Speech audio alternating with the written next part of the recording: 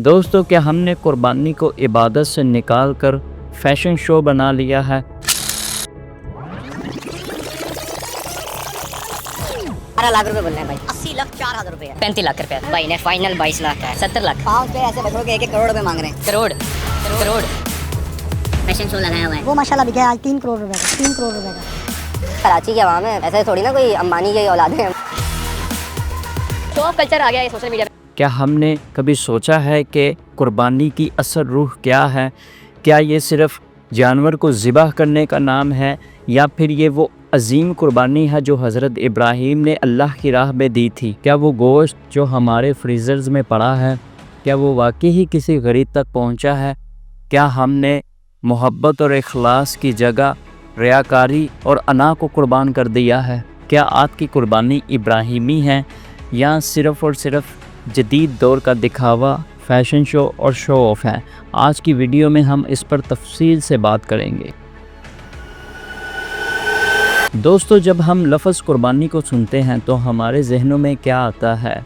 गाय, बकरा, ऊँट और उनकी कीमतें, उनके साथ सेल्फीज़ जो सोशल मीडिया पर पोस्टें होती हैं वो, और कौन ज़्यादा ताकतवर है और किसका वज़न ज़्यादा है, ये चीज़ें, या फिर वो वाक़या जो हज़रत इब्राहीम ने अल्लाह की रज़ा के लिए हज़रत इस्माइल को ज़िबह करने का फ़ैसला किया था।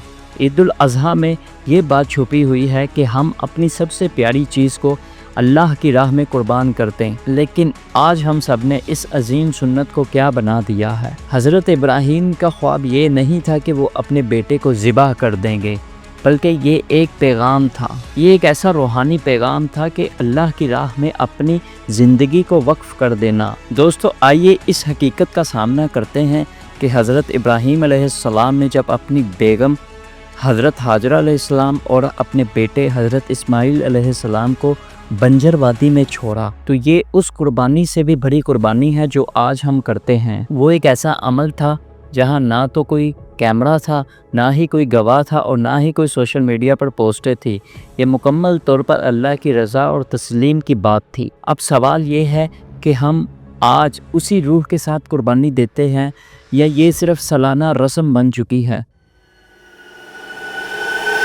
दोस्तों, आजकल हम जो मंज़र देखते हैं वो ये है कि ईद से पहले लोग अपने जानवरों के साथ फ़ोटो शूट करवाते हैं, इंस्टाग्राम पर स्टोरियाँ अपलोड करते हैं अपने बकरों की कीमतों की। इसी तरह फिर साइज़ का फ़ख्र करते हैं, और इसी तरह जब कुर्बानी दे दी जाती है उसके बाद जिन डब्बों में गोश्त दिया जाता है उन डब्बों की तस्वीरें सोशल मीडिया पर अपलोड करते हैं। क्या ये वही कुर्बानी है जिसके बारे में कुरान पाक में कहा गया था कि ना तो अल्लाह को तुम्हारा गोश्त और ना ही खून पहुंचता है, बल्कि सिर्फ़ और सिर्फ तुम्हारा तकवा पहुंचता है? आइए देखते हैं कि बाज़ारों में क्या चल रहा है। किसी ने 3.5 लाख का जानवर ख़रीदा और किसी ने 2.5 लाख का सिर्फ बछड़ा ख़रीदा। जब पूछा गया कि इतनी कीमत क्यों, तो जवाब आया, ये हमारी शान का मामला है, हमारा जानवर सबसे महंगा होना चाहिए और सबसे खूबसूरत होना चाहिए। क्या ये वही रूह है जो इस्लाम हमें सिखाता है?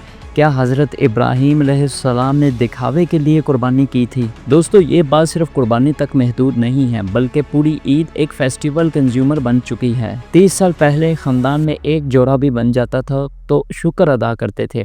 इसी तरह आजकल के दौर में 10-10 जोड़े भी बन जाएं, उसके बावजूद भी नाशुक्री करते हैं और जोड़े भी ब्रांडेड होते हैं। अब रिटेलर ताजिरों के मुताबिक सेल 3 से 4 गुना ज़्यादा बढ़ जाती है इन्हीं दिनों में, और इसी तरह जो कीमतें होती हैं वो 100 से 200% ज़्यादा बढ़ जाती हैं। क्या ये वही सादगी है जिसकी तालीम हमारा दीन देता है?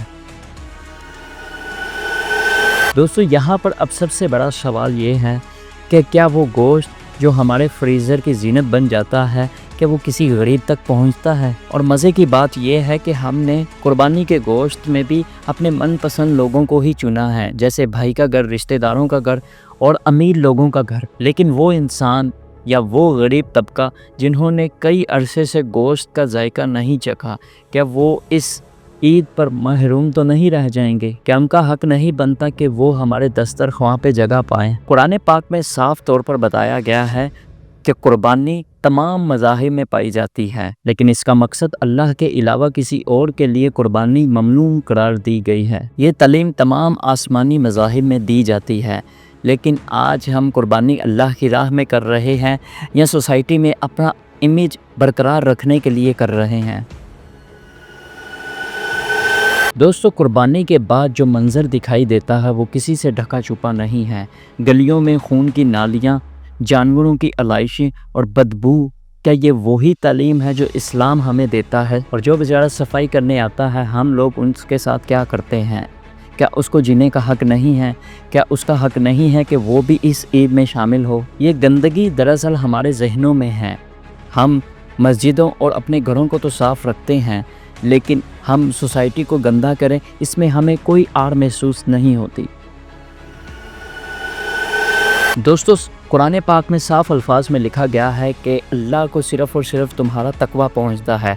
क्या वो दिल जो बकरों की कीमतें बताता है, क्या उसमें तकवा मौजूद है? क्या वो हाथ जो गोश्त पैक करते हैं लेकिन गरीबों को भूल जाते हैं, क्या वो वाकई ही इबादत गुजार हैं, या हमने सिर्फ खुद को खुश रखने के लिए मज़हब को फ़ैशन के तौर पर बना दिया है? कुर्बानी के दिन जो नमाज पढ़ी जाती है, क्या हम उस दवा में गरीबों को, मस्कीनों को याद रखते हैं, या सिर्फ़ और सिर्फ हम अपने लिए, अपने कारोबार के लिए और अपने ख़ानदान के लिए दवा मांगते हैं? हम भूल चुके हैं कि हज़रत इब्राहीम अलैहिस्सलाम ने ना तो कभी कोई शिकायत की और ना ही सवाल उठाया, लेकिन यहाँ पर हम हैं कि 3 बोटियाँ अलग करने पर हम नाराज़ हो जाते हैं। दोस्तों ईद कुर्बान हमें बताती है कि हम अल्लाह की राह में सबसे पसंदीदा चीज़ को कुर्बान करते हैं। आज हमारी सबसे पसंदीदा चीज़ क्या है? वक्त, दौलत, अना या सोशल मीडिया के लाइक्स? अगर हम इन सब चीज़ों को अल्लाह की राह में कुर्बान कर दें तो एक नई ज़िंदगी या एक नए मुआशरे का आगाज़ हो सकता है। लेकिन हमने तो वक्त भी अपने लिए रखा है, दौलत भी अपने लिए रखी है, अना भी अपने लिए रखी है, और हम साल बाद एक जानवर को ज़िबा कर देते हैं और इसके लिए हम अपना मकसद पूरा कर लेते हैं कि हमने जी कुर्बानी कर दी। क्या हमने कभी अपने गुस्से को कुर्बान किया? क्या हमने कभी किसी रिश्ते के लिए अपनी ज़िद को छोड़ा? किसी गरीब को इज़्ज़त दी? किसी छोटे को सीने लगाया? ये सब कुर्बानियाँ हैं जिनका जिक्र किसी इंस्टाग्राम पोस्ट पर नहीं मिलेगा और ना ही किसी सोशल मीडिया के प्लेटफॉर्म पर किसी स्टेटस के तौर पर दिखेगा। असल कुर्बानी तो वो है जो नफ्स की दीवार को तोड़े और हमारे दिल को नरम करे।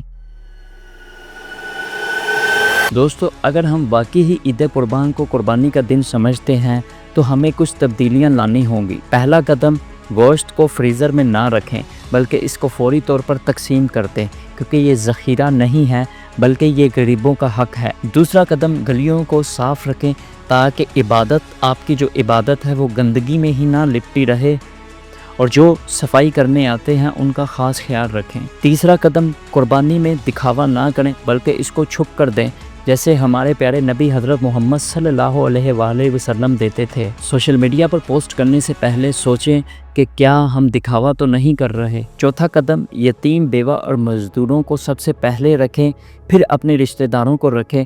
क्या ये हक़ नहीं बनता उनका जो गरीब है, मस्कीन है और बेघर हैं और यतीम है? उनका सबसे पहले हक़ बनता है, बाद में रिश्तेदारों का और दोस्त अहबाब का। जानवर के साथ अपने दिलों को भी नरम करें। कुर्बानी सिर्फ गोश्त हासिल करने का नाम नहीं है बल्कि ये अपने दिलों को नरम करने का भी नाम है। दोस्तों यहाँ पर सबसे अहम बात यह है कि हमने अगर हर साल जानवर को ज़िबा किया और अपने अंदर के नफ्स और वहशीपन को वैसे का वैसा ही रहने दिया तो हम ना तो इब्राहिमी हैं और ना ही इस्लामी, बल्कि हम तो सिर्फ़ एक रस्म परस्त इंसान बनकर रह जाएंगे। हमें अपनी खुदगर्जी, हसद, रियाकारी और तकब्बुर को कुर्बान करना होगा। यही वो असल कुर्बानी है जिसका पैगाम हज़रत इब्राहीम अलैहिस्सलाम ने दिया है। जब हम अपने नफ्स की कुर्बानी देंगे तभी हमारी बैरूनी कुर्बानी का असल मकसद सामने आएगा, वरना ये तो एक रस्म है जो हर साल अदा किए जा रहे हैं हम। दोस्तों दुनिया भर में मुसलमान ईद कुर्बान मनाते हैं। इसी तरह हाजी जो हैं मक्का मुकरमा में वो लाखों की तादाद में इस अजीम सुन्नत को बरकरार रखते हैं और कुर्बानी देते हैं। लेकिन अब सवाल ये है कि क्या हम सभी एक ही रूह के साथ ये इबादत करते हैं? जब हम आलमी मीडिया में ईद की तस्वीर देखते हैं तो हमारा दिल खुश होता है क्योंकि उसमें खूबसूरत मनाजिर नज़र आते हैं, लेकिन क्या ये तस्वीरें हमारी हकीकत को असल में बयान कर रही हैं या ये सिर्फ सतही तौर पर खूबसूरती है? दोस्तों आइए इस हकीकत का भी सामना करते हैं کہ قربانی اقتصادی طور پر ایک بہت بڑا عمل بن چکا ہے۔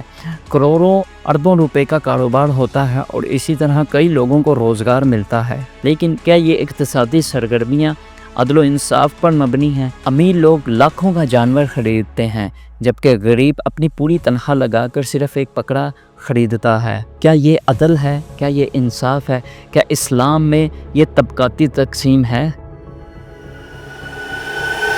دوستو، ہمارے بچے یہ سب دیکھ رہے ہیں، وہ ہم سے یہی سیکھ رہے ہیں کہ ہمارے جو ماں باپ ہیں وہ بکروں کے ساتھ، اپنے جانوروں کے ساتھ تصویریں بناتے ہیں، اپنی قیمتوں کا شو آف کرتے ہیں، لوگوں کو بتاتے ہیں، اور اسی طرح جب گوشت بن جائے تو ان پیکٹس کا، ان ڈبوں کا تصویریں بنا کر لوگوں کو بیچتے ہیں کہ دیکھو جی ہم نے قربانی کر لی ہے۔ کیا یہ وہی ابراہیمی سنت ہے جو ہم اپنے بچوں کو، ہم اپنے آنے والی نسلوں کو دے رہے ہیں؟ ہمیں اپنے بچوں کو دین کی، ہمیں اپنے بچوں کو قربانی کی اصل فلسفی سمجھانی چاہیے، نہ کہ وہ یہ کہ دکھاوا کریں اور قیمتوں کو بڑھا چڑھا کر بولیں اور لوگوں میں ریاکاری کے طور پر جانے جائیں۔